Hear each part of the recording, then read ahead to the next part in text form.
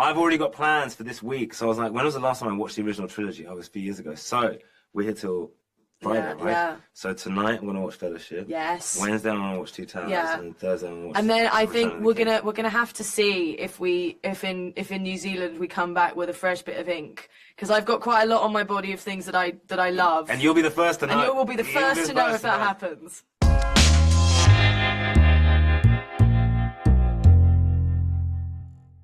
All Middle-earth knows the tale of the War of the Ring. But 200 years before that, Riders of the Mark! Brothers of Rohan! there was an older tale. For as long as I can remember, The Lord of the Rings has been a touchstone of the cultural zeitgeist and influential in almost all aspects of fantasy fiction. What's it like to be a part of that now? Did you ever imagine that you'd be part of something so monumental one day? No, is the simple answer. The larger one is, yeah, it's a terrifying privilege. I think it was a daunting task initially, because not only have you got the world and the lore and Tolkien and everything, you've also got a completely new female heroine. So introducing people to someone that has previously been unnamed and giving her a voice and giving her a story, and then carrying that story, through everything that she experiences in the film. It was scary, but an absolute joy at the same time. I'm so glad you enjoyed yourself. It was a stunning performance. Oh, thank you very much.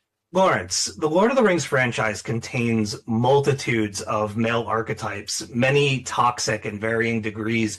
Were you excited to play a character with nobility in the truest sense?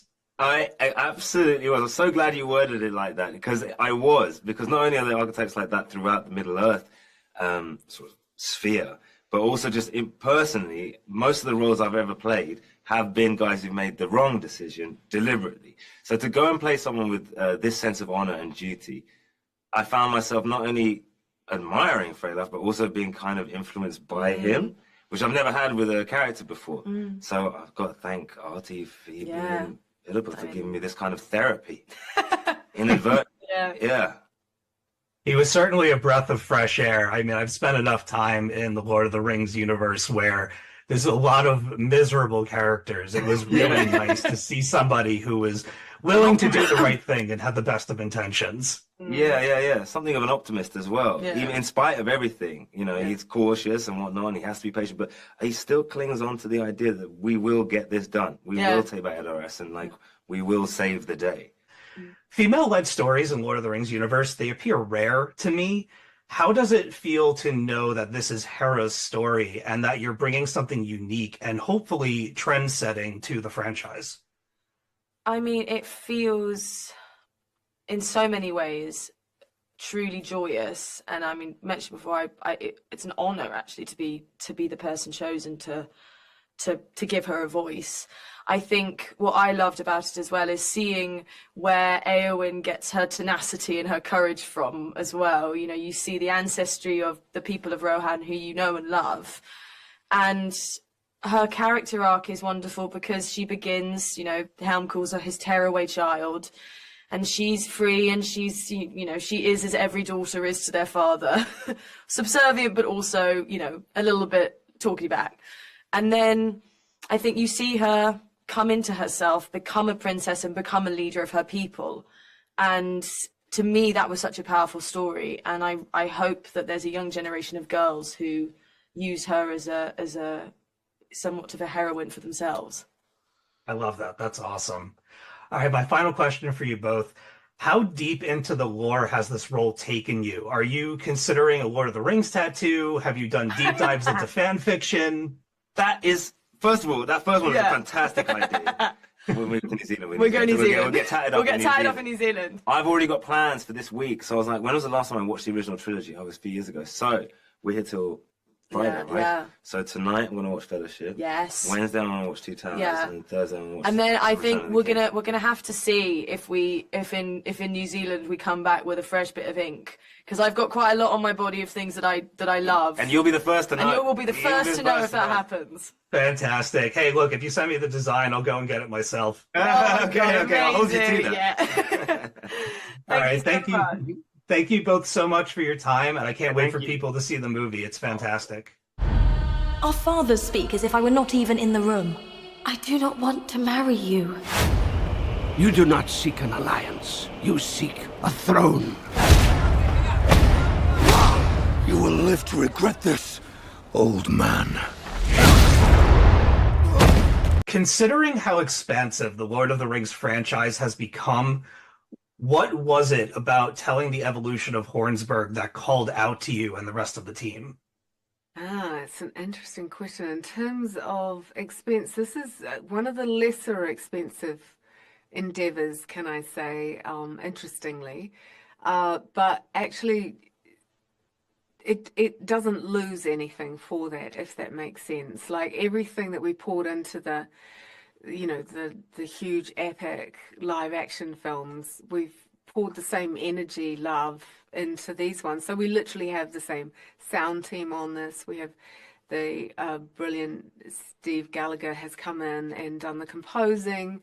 You know, we've I think to answer your question properly, why the Hornburg, why Helm's Deep? It was a moment where it felt like the form of anime that we'd landed on, you know, that form of animation. This was going to be the story that fit most beautifully with that form.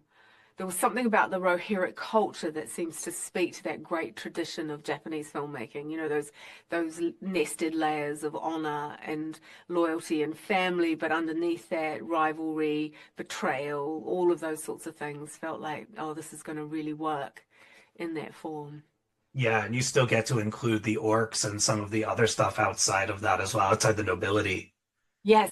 Yes, we wanted to keep the world of Middle-earth there, framing this, but this was very much a very different Lord of the Rings film because it is solely set in the world of men and deals with, you know, very human emotions and conflicts. Okay, go with me on this next one. Okay. What does your Lord of the Rings murder board look like? In other words, how do you mentally or physically map out the lore for yourself after so many years of living in this universe? Interesting. What's at the center?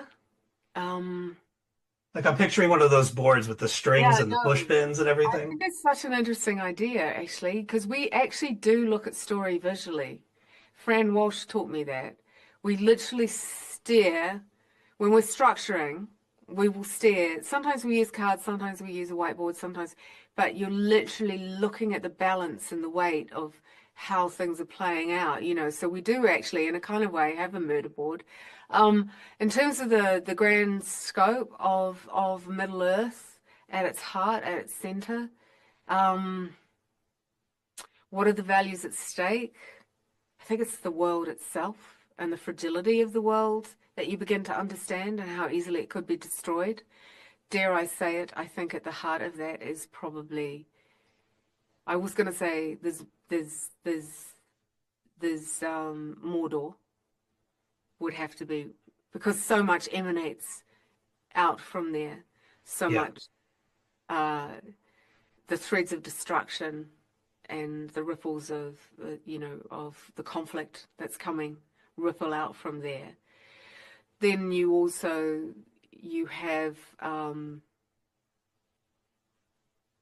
Gondor, obviously, rippling out from there.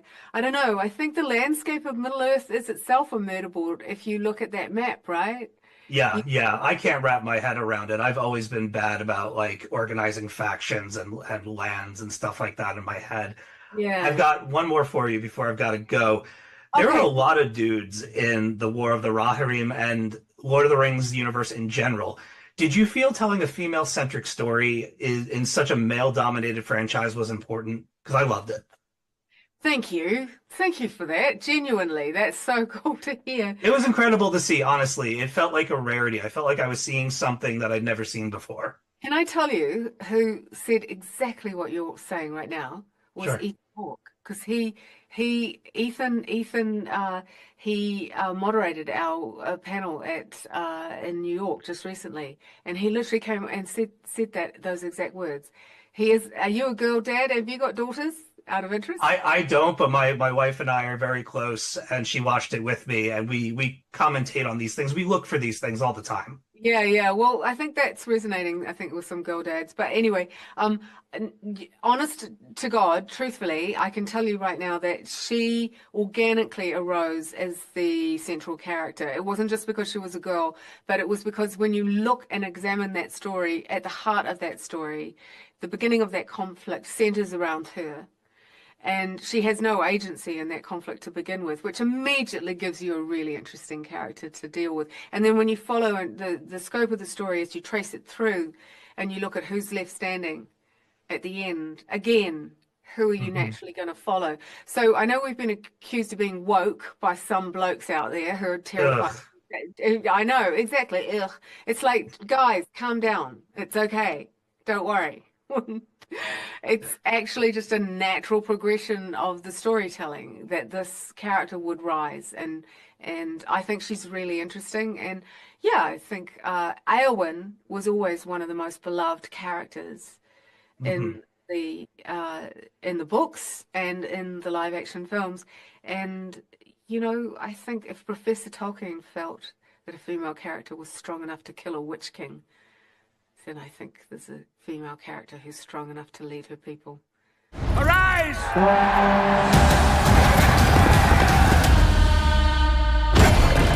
We come with an offer to strengthen Rohan. Héra, daughter of Helm, I, Wulf, seek your hand in marriage. What's your origin story with this movie? Were you a Lord of the Rings fan before landing the project? はい、もともとピーター・ジャクソンの3部作は大ファンでしたし、トールキンの原作も僕は小学生ぐらいの時に初めて触れて、とても難しい、日本語訳を読むととても難しいんですよね。古い言葉とかが使われてて。なので、なかなか全部を理解するのにはすごく時間かかりましたけど、ファンタジーの古典としてとても好きな作品でした。で、この作品に関わるきっかけは、ワーナーアニメーションのジェイソン・デマルコが、彼は日本のアニメーションを、おそらくアメリカでは一番数多くプロデュースしてるプロデューサーだと思うんですけど、彼がロード・オブ・ザ・リングをアニメにしてみたいっていう思いがあって、それをどうしたら実現できるかなっていうことを、相談されたのが最初のきっかけです。Is there a moment or sequence of the film you're particularly proud of, or something that you included that's just for you? 僕自身のためにっていうのはないけれど、原作にはない、ヘラというですね、オリジナルのキャラクターが登場することになったので、一つ父と娘のお話でもあるわけですよね。で、そこは、トールキンの世界でもあまり女性自身が主人公として活躍する部分っていうのはそれほどない中で、父と娘って全ての映画でもあんまり描かれないテーマなんじゃないかなと思うんですね。で、そこが、この映画のオリジナリティでもあるので、そういった父と娘の話っていうのを描くことができたっていうのは、すごく誇らしい部分でもあるし、お客さんに見てもらいたい、すごく新鮮なテーマでもあるんじゃないかなというふうに思いますね。Did previous Lord of the Rings universe stories influence your approach to the film? Was there a particular story that helped you decide the movie's look and feel? そうですね。登場するシーンが被ってるっていうこともあって、二つの塔はとても参考にした部分はありますね。なので、逆に、二つの塔のファンもすごく多いので、その人たちが見ても、こういうところが繋がってるんだなとか、そういうところを、可能な限り期待を裏切らないように演出しようと心がけましたね。